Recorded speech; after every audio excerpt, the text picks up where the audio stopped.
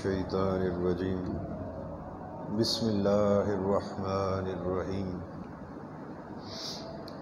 الصلاة والسلام علیک یا سیدی یا رسول اللہ وعلی آلک واصحابک یا سیدی یا حبیب اللہ الصلاة والسلام علیک یا سیدی یا رسول اللہ وعلی آلک واصحابک یا سیدی یا نبی اللہ الصلاة والسلام علیک یا سیدی یا رسول اللہ وعلی آلک واصحابک یا رحمۃ للعالمین صلی اللہ علیہ وآلہ وسلم۔ تمام تعریفیں، سب طرح کی تعریفیں اللہ ہی کے لیے ہیں۔ تمام تعریفیں، سب طرح کی تعریفیں رب کائنات ہی کے لیے ہیں، جس نے آدم علیہ السلام سے مخلوق کو پیدا فرمایا، اور درود ہو، سلام ہو اس ذات عالی پر، اس ذات پاک پر جنہیں اللہ تبارک تعالیٰ نے سب سے پہلے پسندیدہ بنایا۔ وہ میرے آقا و مولا ہے، وہ میرے مرشد پاک کے آقا و مولا، وہ ہم تمام و غلاموں کے آقا و مولا، وہ اس کائنات کے مرکز اور خوبصورتی کے تخت پر جلوہ فرما ہے۔ وہ اس کائنات کے مرکز اور خوبصورتی کے تخت پر جلوہ فرما ہے۔ وہ تمام انبیاء علیہ السلام پر آخری مور ہے۔ وہ اول بھی ہے، وہ آخر بھی ہے، آپ ظاہر بھی ہیں، باطن بھی۔ اے اللہ، وہ تیری ساری مخلوق میں، ساری کائنات میں، تیری خالقیت کے کل دائرے میں سب سے بہتر ہے۔ اے اللہ، ان پر ہمیشہ ہمیشہ درود و سلام ہو۔ اے اللہ، ان پر ہمیشہ ہمیشہ درود و سلام ہو۔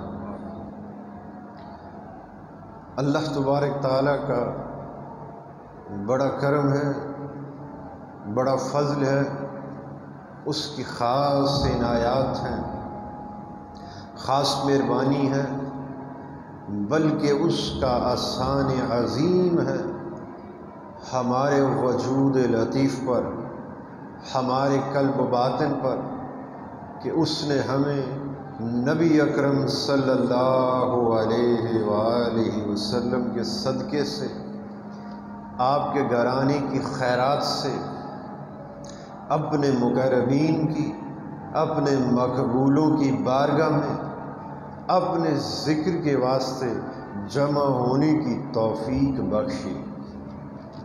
اللہ تعالیٰ اس توفیق کو استقامت و دوام عطا فرمائے، اور جب تک ہماری زندگی باقی ہے، یہ سانس چل رہی ہے، یہ دل دھڑک رہا ہے، ہمیں یوں ہی اپنا ذکر کرنے کی اور اپنے مقربین کی صف پر بیٹھنے کی توفیق عطا فرماتا ہے،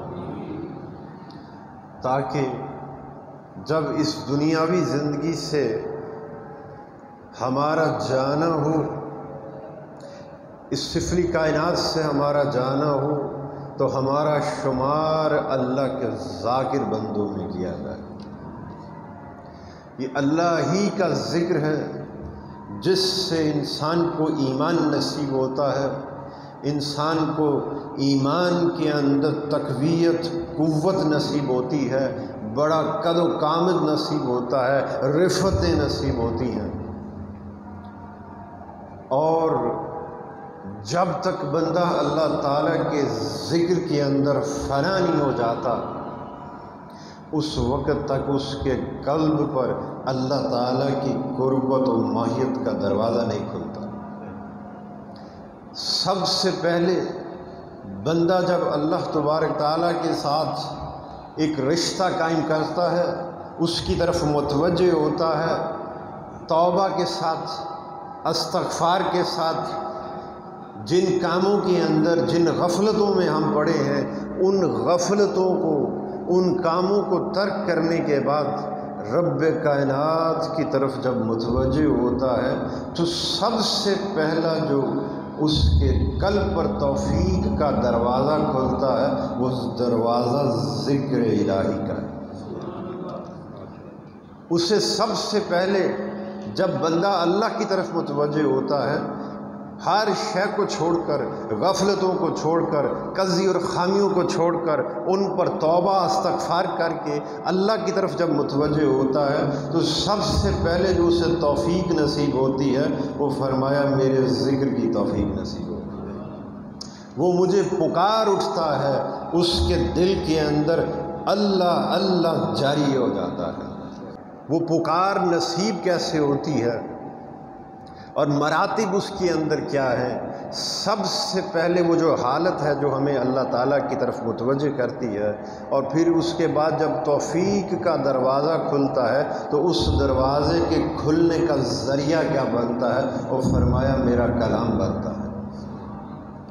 اللہ تبارک تعالیٰ نے قرآن پاک فرقان حمید کے اندر بارہا مقام پر الحمد سے و ناس تک مطالعہ کرنے، جگہ جگہ جس جس جگہ پر اپنے ذکر کا حکم دیا، احکام ذکر کو کے نفاذ کے واسطے جہاں بھی آشکار کیا اس حکم کو اپنے بندوں پر اتارا، تو اپنے آپ کو اس نسبت پر قائم رکھو، اللہ کی رضا کے واسطے، اس کی خوشنودی کے واسطے، اس کے ذکر کے واسطے، اور اس کے محبوب پاک صلی اللہ علیہ وآلہ وسلم کی اتباع و فرما برداری کی غرض سے۔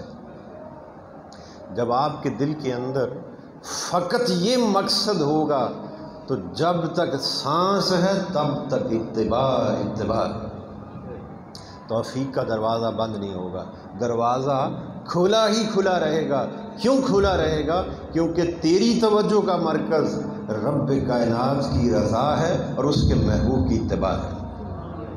جو بندہ فرمایا میں انسان کو وہی کچھ عطا کرتا ہوں جس کی وہ کوشش کرتا ہے، اور جو بندہ اللہ تعالیٰ کی خوشنودی کا طالب ہو، اس کی رضا کا، اس کی لقاء کا طالب ہو، اور اس کے سونے محبوب کی اتباع کا طالب ہو، صبح و شام اسی کی طلب کے اندر اخلاص کے ساتھ توقع کرتا ہو، تو پھر فرمایا ایسا بندہ جب میری بارگاہ میں حاضر ہوگا تو پھر اس کے نامہ اعمال میں کیا لکھا ہوگا؟ اتباع۔ اس کی ساری زندگی حتیٰ کہ ایک سانس بھی میرے مصطفیٰ کی اتباع سے باہر نہیں ہے۔ اور کیوں باہر نہیں ہے؟ کیونکہ یہ کوشش کرتا تھا، ناقص تھا، اتباع اس طرح بجا نہیں لا سکا جیسا کہ حق تھا، مگر خالص کوشش تو کرتا تھا نا، اس کی وجہ سے میں نے اسے عطا کر دیا۔ اس بات کا، اس کی تصدیق کے واسطے میں ایک مختصر سی بات بتاتے ہوئے، آپ کا فرمان عالی شان بتاتے ہوئے پھر واپس اپنے موضوع کے ساتھ جڑ جائیں گے انشاءاللہ تعالی، اللہ تعالیٰ نے چاہا تو اس بات کی تصدیق و تائید کے واسطے، اور جو بنیاد ہے کہ کوشش کی تھی مگر کامل نہیں تھا تو کاملوں میں کیسے چلا جائے گا۔ حدیث پاک کے اندر ہے، نبی اکرم صلی اللہ علیہ وآلہ وسلم نے ارشاد فرمایا قیامت کے دن اللہ تبارک تعالیٰ کے سامنے ایک شخص کو پیش کیا جائے گا،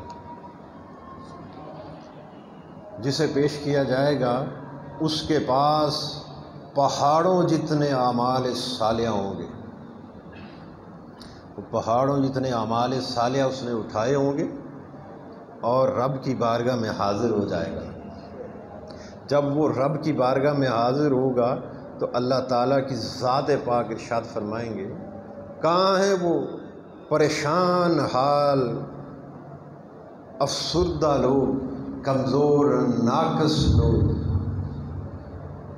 ایک طبقہ کھڑا ہو جائے گا اور وہ اللہ تعالیٰ کے ساتھ آہ و بکا گریہ و زاری شروع کر دیں گے، اپنی آپ بیتی سنانا شروع کر دیں گے، اپنا حال بتلانا شروع کر دیں گے۔ فرمایا یہ حدیث پاک کے الفاظ ہیں، اللہ تعالیٰ ان کے احوال کو سنتے جائیں گے، ان کی بات کو سنتے جائیں گے، اور ان کی دلجوئی کے واسطے وہ جو بندہ پہاڑوں جتنے اعمال لے کر آیا اس کے اعمال میں سے پکڑ پکڑ کر اس کو دیتے جائیں گے۔ بات کو سمجھ، ان کو کیا کریں گے؟ ان کی آہ و بکا سنیں گے، ان کی پریشانی سنیں گے، اور ان کی دلجوئی کے واسطے کیا ہوگا؟ اس بندے کے نامہ اعمال میں سے اعمال پکڑ پکڑ کر ان کو دیے جائیں گے دلجوئی کے واسطے۔ ایک وقت آئے گا وہ جو پہاڑوں جتنے اعمال لے کر آیا اس کے اعمال ختم ہو جائیں گے۔ جب ختم ہو جائیں گے تو پھر اللہ تعالیٰ کی ذات اس کی طرف متوجہ ہوں گی اور فرمائیں گے اے بندے تیرے اعمال ختم ہو گئے، وہ جو پہاڑوں جتنے لایا تھا سارے ختم ہو گئے۔ وہ عرض کرے گا باری تعالیٰ ختم ہو گئے، حکم ہوگا ابھی ختم نہیں ہوئے۔ اسے ایک کتابچہ دیا جائے گا، ایک پلندہ دیا جائے گا، اور فرمایا کہ وہ اس پلندے کو جب کھولے گا تو اس میں نیکیاں تحریر ہوں گی۔ وہ حدیث پاک کے الفاظ ہیں کہ وہ گمان یہ کرے گا کہ شاید غلطی سے یہ کسی اور کا نامہ اعمال میرے پاس آ گیا، اگرچہ رب تو ہر شے سے ہی پاک ہے۔ ابھی وہ یہ گمان ہی کر رہا ہوگا اور عرض کرے گا پروردگار یہ اعمال صالحہ جو اس میں تحریر ہیں، نیکیاں جو اس میں تحریر ہیں، یہ تو میں نے کی ہی نہیں۔ اللہ پاک فرمائیں گے اے بندے تو نے واقع نہیں کی، مگر تو اخلاص کے ساتھ اپنی دنیاوی زندگی میں مجھ سے اس کی توفیق مانگا کرتا تھا۔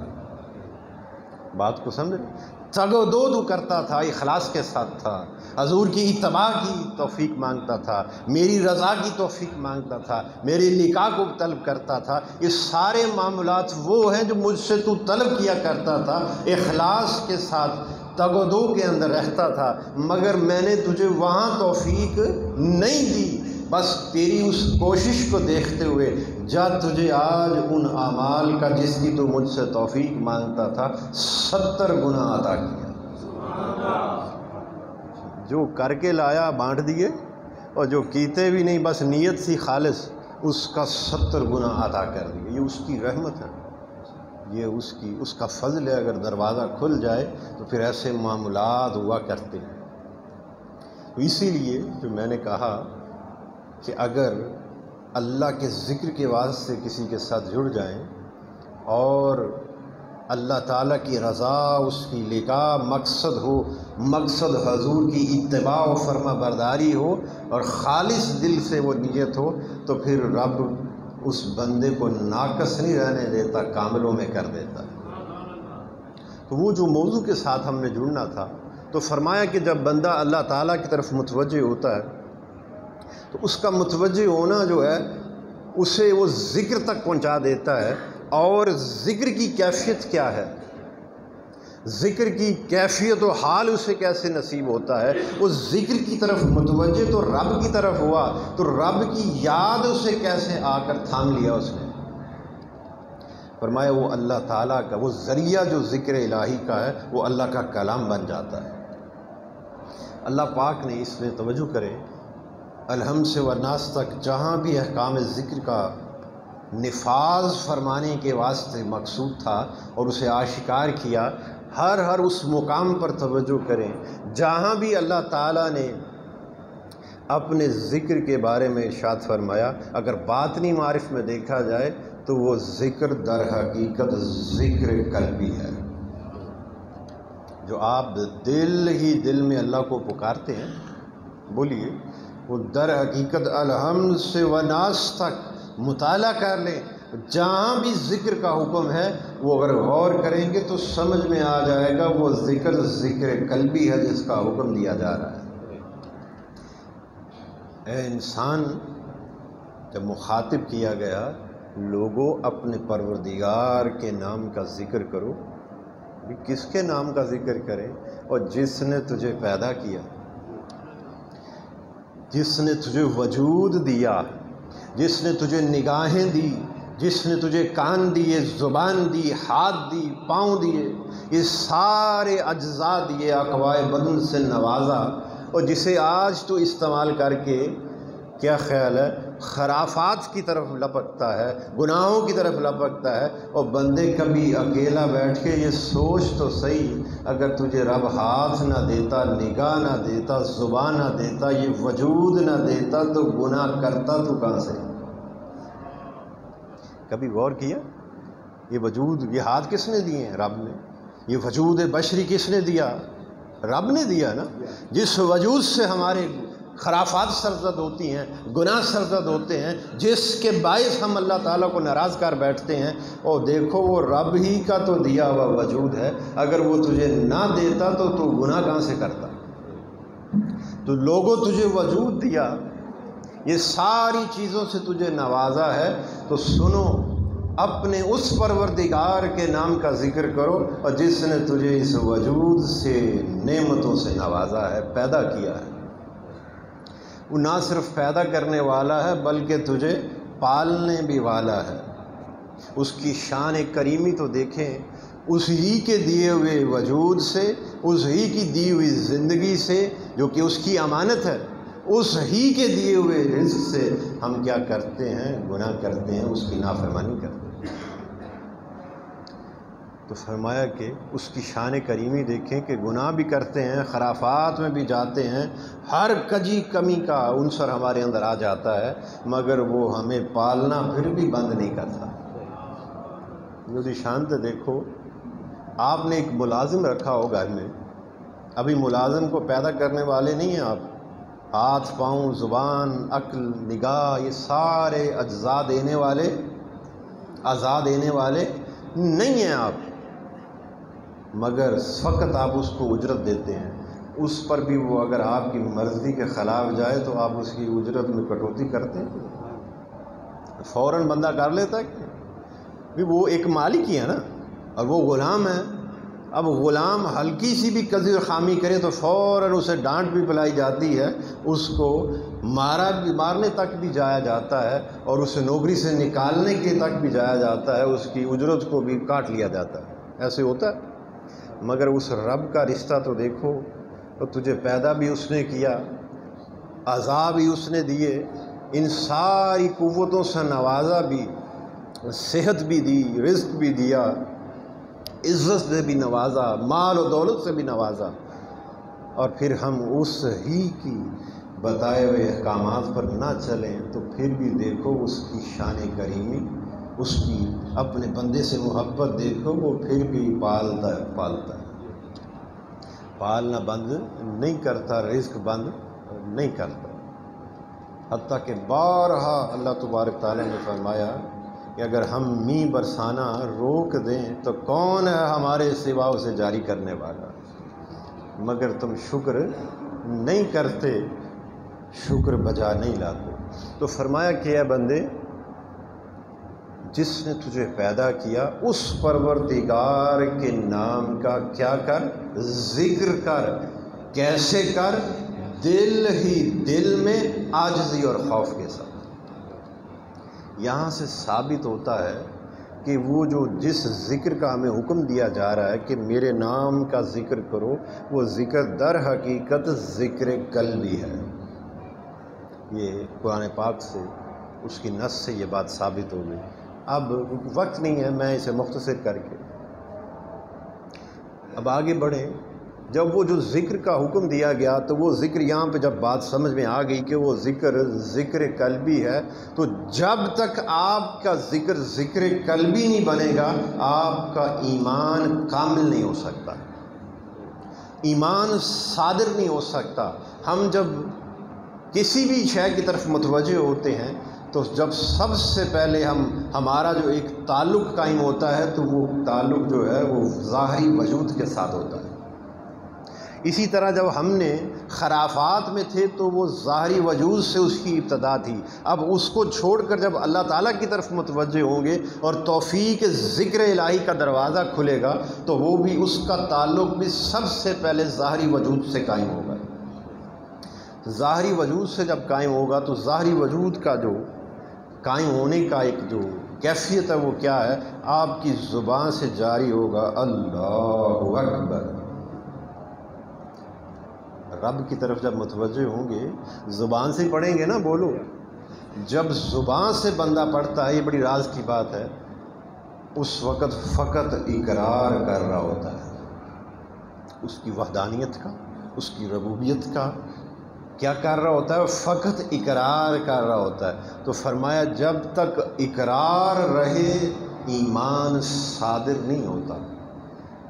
جب اس اقرار لسانی طور پر بندہ اللہ کو یاد کرے اور کرتا کرتا اس زبان سے اللہ کے ذکر کو قلب پر وارد کرے، اور ذکر قلبی جس وقت شروع ہو جاتا ہے تو پھر فرمایا عین اس وقت ایمان نصیب ہو جاتا ہے۔ کیسے نصیب ہو جاتا ہے؟ جب زبان سے ذکر کرتے ہیں تو وہ اقرار بنتا ہے، اور جب بندہ دل سے ذکر کرتا ہے تو فرمایا وہ تصدیق بن جاتی ہے۔ زبان سے یاد کیا تو اقرار ہوا، اور جب پھر زبان کے ساتھ دل سے اللہ کو پکارا، دل ہی دل میں پکارا، عاجزی اور خوف کے ساتھ پکارا، تو وہ دونوں چیزیں جب یکجا ہوئی تو پھر کیا بنا؟ تصدیق ہو گئی۔ اور پھر فرمایا اسی لمحے بندے کے دل میں ایمان صادر ہو جاتا ہے، اسے ایمان کے اندر کامل کر دیا جاتا ہے۔ جب دل جاری ہو جاتا ہے، دل کی آنکھ، دل کے کان نصیب ہو جاتے ہیں، دل کی زبان نصیب ہو جاتی ہے۔ ایک بندہ سال سے لسانی ذکر کرتا ہے مگر دل سو رہا ہے، اب اس پر ایسی کیفیت آ گئی ہے کہ زبان سے ذکر کرتا ہے تو ساتھ دل بھی تصدیق کی موریں لگاتا ہے۔ میری بات کو سمجھ رہے؟ میں بڑی سادہ ترین الفاظ کے اندر بتا رہا ہوں۔ تو جب دل کی مور لگ جائے تو پھر فرمایا کہ اس وقت کیا ہے؟ ایمان صادر ہو، ایمان وجود میں آ جاتا ہے، تقویت اسے کاملہ کی سمت ایک ارتقاء عظیم نصیب ہو جاتا ہے۔ پھر فرمایا کہ اللہ تبارک تعالیٰ نے قرآن پاک فرقان حمید کے اندر ارشاد فرمایا ہے، بندے یہ جو لوگ صبح و شام مجھے پکارتے ہیں،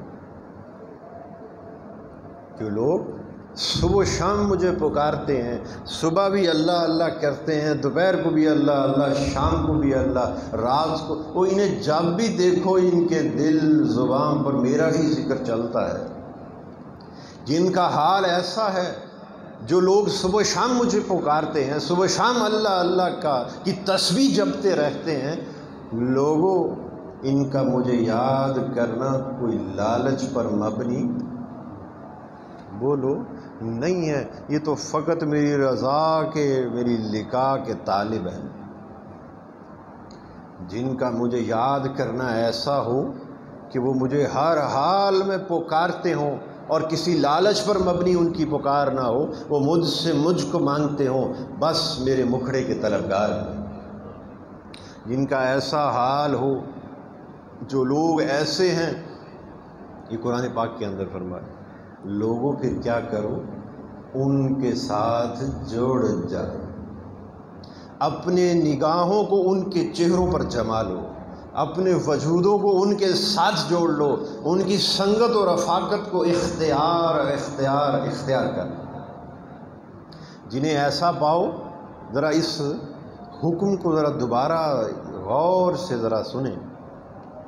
یہ جو لوگ، اللہ تعالیٰ اپنے بندوں سے مخاطب ہے، اور وہ مخاطبہ کیا ہے؟ لوگوں، یہ جو لوگ ہیں تم ہی میں رہتے ہیں کہ سارے معاملات تمہارے ساتھ ہی کرتے ہیں، مگر یہ مجھ سے وہ کچھ پاتے ہیں جو تم نہیں پاتے، وہ کچھ دیکھتے ہیں جو تم نہیں دیکھتے۔ اور لوگوں، یہ جو تم میں ایک ایسا طبقہ ہے جو ہر حال میں اپنے پروردگار کے نام کا ذکر کرتے ہیں، اس ہی کی تسبیح کو جھپتے رہتے ہیں، کیا کرو؟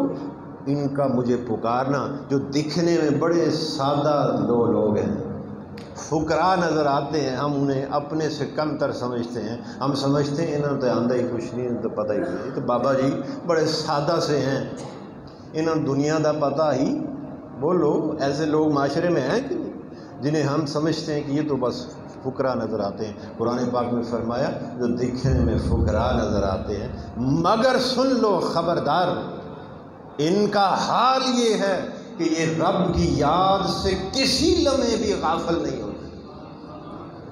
یہ قرآن سنا رہا ہوں میں آپ کو۔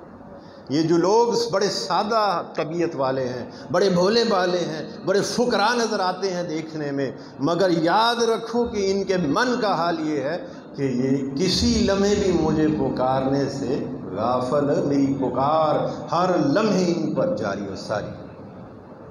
تو ایسوں کو جہاں دیکھو فرمایا اپنے وجودوں کو ان کے ساتھ جوڑ لو، ان کی سنگت اختیار کر لو۔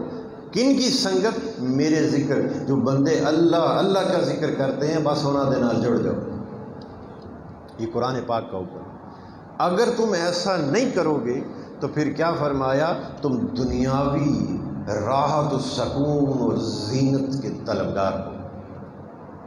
اور جو بندہ، میں آپ کو اس کی یہاں تک آئے کریمت، اب میں آپ کو آگے سمجھاتا ہوں۔ اللہ پاک نے کیا فرمایا؟ میرے ذاکر بندوں کے ساتھ جڑ جاؤ۔ بات کو سمجھ رہے؟ یہی حکم فرمایا نا، جو صبح شام مجھے پکارتے ہیں اور ان کی پکار کسی لالچ پر مبنی نہیں ہے، ان کے ساتھ جڑ جاؤ، یہ حکم فرمایا۔ اور اگر تم ان کے ساتھ نہیں جڑو گے، میرے ذاکر بندوں کے ساتھ مل کر مجھے نہیں پکارو گے، ان کے چہروں کو اپنی نگاہوں کا مرکز نہیں بناؤ گے، تو پھر کیا ہوگا؟ اس کا یہ مطلب ہے کہ تم دنیاوی راحت و سکون اور زینت کے طالب ہو اور اس ہی کی طلب میں لگے ہوئے۔ اب جو بندہ دنیا کا طالب ہوتا ہے، دنیا کہتے کسے ہیں؟ کبھی غور کیا؟ دنیا کا مطلب ہے گھٹیا۔ رب نے جس شے کا نام ہی گھٹیا رکھا ہے، بولو جو شے ہے ہی گھٹیا، پستی میں گری ہوئی، اس شے کا جو طالب ہوگا اس کے احوال کیسے اعلیٰ ہو سکتے ہیں؟ اس آیت کریمہ میں یہ واضح فرما دیا، اگر تم میری یاد کرنے والوں کے ساتھ نہیں جڑتا، مجھے یاد کرنے والا نہیں بنتا، تو پھر اس کا مطلب ہے تو گھٹیا چیز کا طالب ہے، اور جو گھٹیا چیز کا طالب ہوگا پھر اس کے احوال بھی گھٹیا ہی ہوں گے۔ اب یہاں پر اس آیت کریمہ سے دو چیزیں سمجھ میں آتی ہیں، دو طبقات سمجھ میں آتے ہیں، سامنے آ جاتے ہیں۔ ایک طبقہ تو وہ ہے جو صبح و شام اللہ تعالیٰ کی یاد میں رہتے ہیں، ایک لمحہ بھی اس کی یاد سے غافل نہیں ہوتے، ایک تو وہ طبقہ ہے۔ ایک طبقہ ہمارے جیسے ناقص لوگوں کا بھی ہے، وہ جنہیں کبھی کبھی یاد کی توفیق نصیب ہو جاتی ہے مگر پھر غفلت اس پر حاوی آ جاتی ہے۔ تو ہم جیسوں کو کیا فرمایا؟ لوگوں کیا کرو، وہ جو جنہیں میں نے کمال عطا کیا اپنے ساتھ ذکر کے تعلق میں، ان کے ساتھ جڑ جاؤ۔ ان کے ساتھ جڑنے سے کیا ہوگا؟ تم بھی ان جیسے بن جاؤ۔ جنہوں میں ایسا بنا دیتا ہے نا، بات کو سمجھ رہے، جن کا حال میں نے ایسا کر دیا ہے، جن کے ساتھ میں نے ذکر کا تعلق قائم فرما دیا ہے، اور لوگوں اگر تم اس تعلق جیسا، تمہیں اگر یہ تعلق کی کیفیت نصیب نہیں تو پھر کیا کرو؟ اور جنہوں نے میں دیتی ہے نا انہوں دے نال جڑ جایا کرو۔ ان کے ساتھ جڑنے سے کیا ہوگا؟ اور پھر تیرے ساتھ بھی میرا ذکر کا تعلق قائم ہو جائے گا۔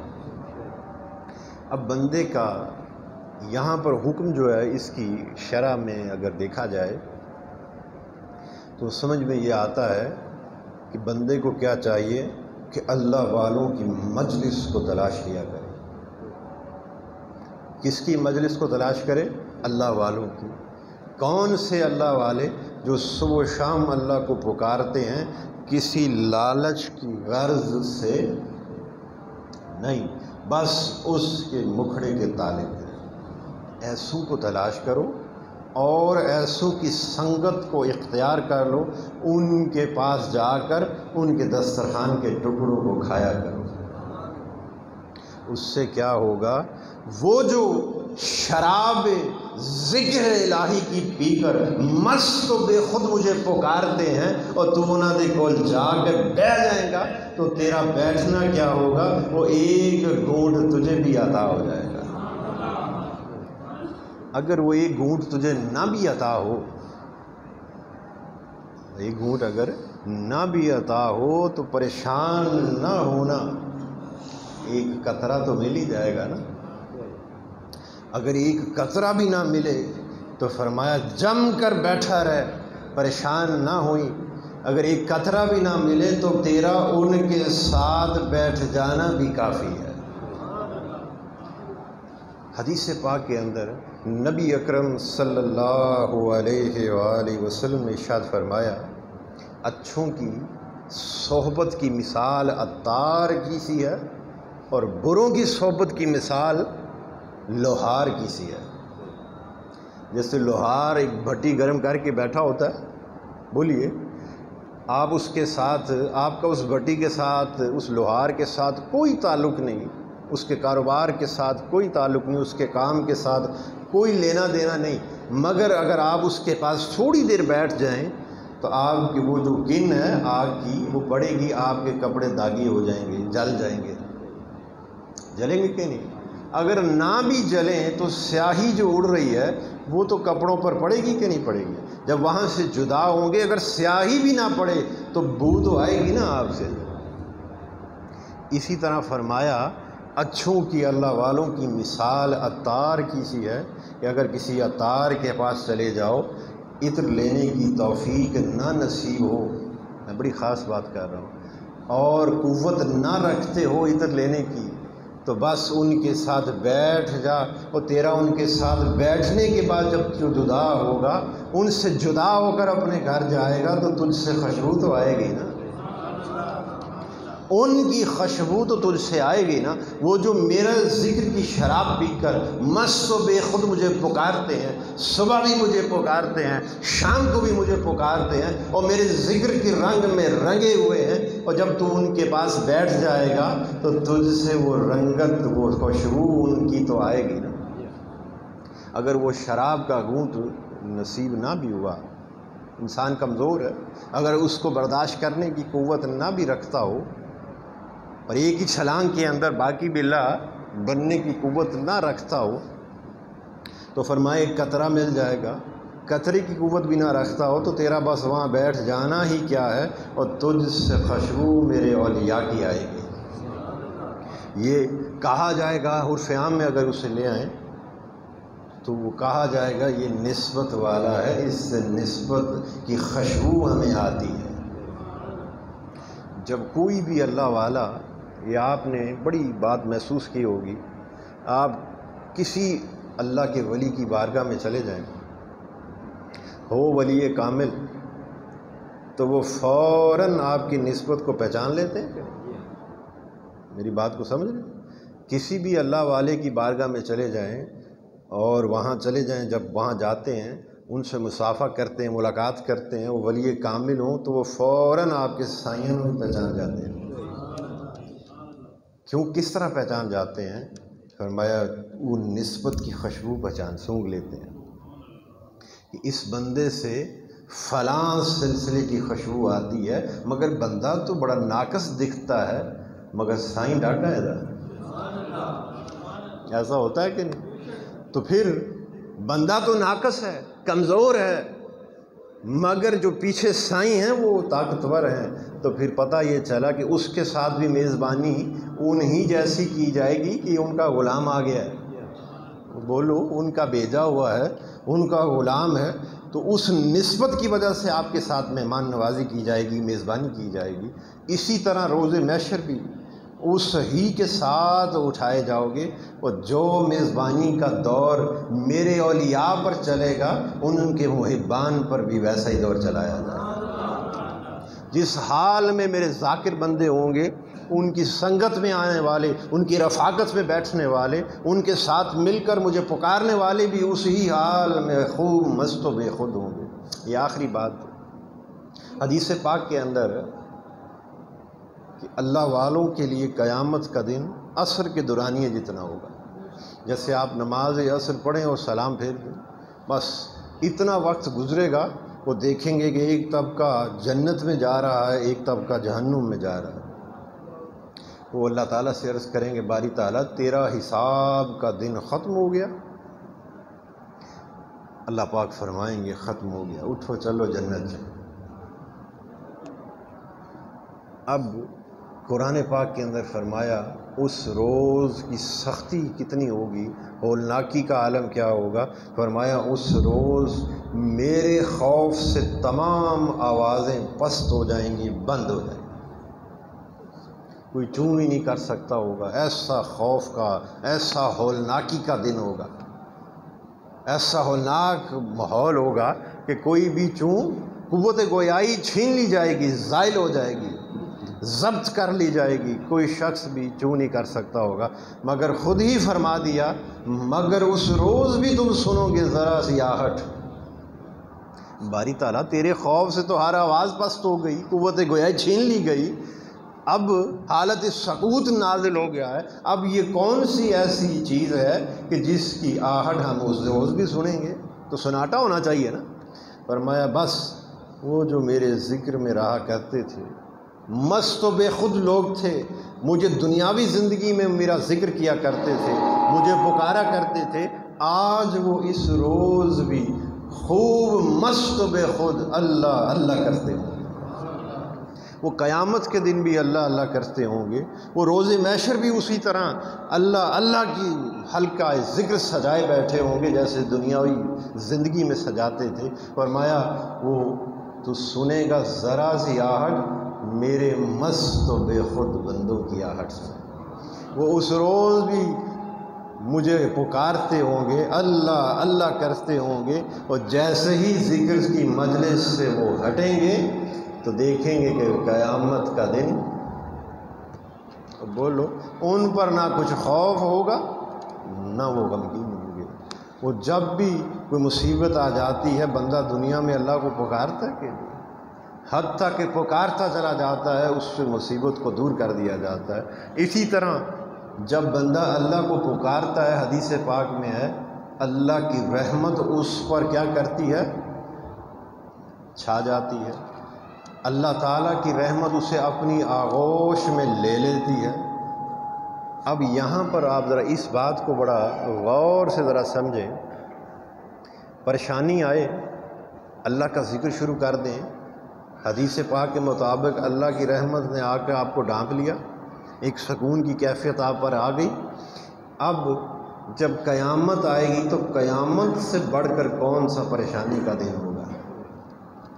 اللہ والوں کو جن کا دنیاوی زندگی میں یہ وتیرہ اور یہ طرز طریق ہوگا، وہ قیامت کی ہولناکی کو جب دیکھیں گے تو بس اللہ کو پکار اٹھیں گے۔ جب وہ اللہ کو پکاریں گے تو ان پر رحمت جیسے دنیاوی زندگی میں چھا جاتی تھی، انہیں اپنی آغوش میں لے لیتی تھی، فرمایا وہ اسی طرح قیامت کے دن بھی جب یاد جاری ہوگی تو میری رحمت انہیں اپنی آغوش میں لے لیتی۔